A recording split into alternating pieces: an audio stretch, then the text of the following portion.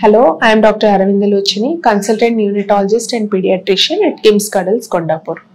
రీసెంట్గా ఓపీలో ఒక మదర్ బేబీని తీసుకొచ్చినప్పుడు 3 days 4 days ఆ బేబీకి బాటిల్ ఫీడింగ్ అనేది ఇంట్రడ్యూస్ చేశారు. ఎందుకు బాటిల్ ఫీడింగ్ ఇంట్రడ్యూస్ చేశారు అని అడిగితే మదర్కి ఫ్లాట్ నిపుల్స్ ఉన్నాయి, బేబీ సరిగా లాచ్ చేయలేకపోతుంది కాబట్టి బాటిల్ ఫీడింగ్ ఇస్తే ఆ నిపుల్ ఫీడింగ్ తో మదర్ ఫీడింగ్ అనేది అలవాటు అవుతుంది అనేది వాళ్ళు చెప్తున్నారు. ఇది కంప్లీట్ గా అపోహ అండి. బేబీకి ఎట్టి పరిస్థితుల్లోనూ మనం బాటిల్ ఫీడింగ్ అనేది అసలు మనం ఇంట్రడ్యూస్ చేయకూడదు.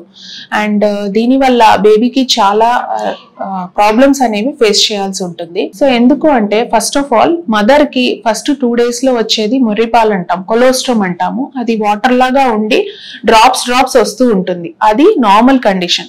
ఆ తర్వాత 3rd day 4th day అనేది మిల్క్ లెట్ డౌన్ అనేది స్టార్ట్ అవుతుంది.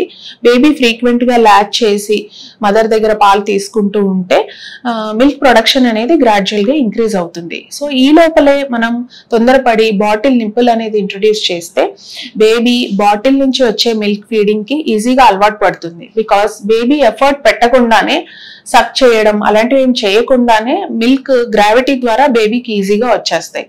సో బేబీ మదర్ దగ్గర ఫీడింగ్ తీసుకోవడానికి ఇంట్రెస్ట్ చూపించకపోవచ్చు.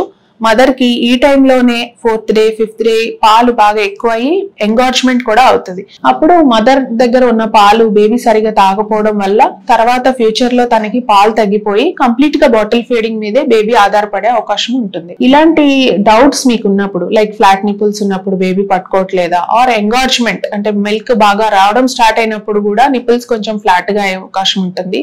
అప్పుడు కూడా బేబీ పట్టుకోవట్లేదు అంటే మనం కంపల్సరీగా ఏదర్ మీ పీడియాట్రిషియన్ కానీ ఆర్ లాక్టేషన్ కౌన్సిలర్ కి కానీ చూపించుకొని ఈ ప్రాబ్లమ్ ని రెక్టిఫై చేసుకోవాలి తప్ప దాంతో బాటిల్ ఫీడింగ్ ఇచ్చేస్తే బేబీకి బ్రెస్ట్ ఫీడింగ్ అలవాటు అవుతుందని మాత్రం అసలు అనుకోకూడదు. అలానే ఏ విధమైన బాటిల్ నైనా అంటే either it be BPFE plastic are stainless steel ఏదైనా కూడా ఇది ఒకటే ఇది బెటర్ అని కూడా అలా ఏం అనుకోవద్దు.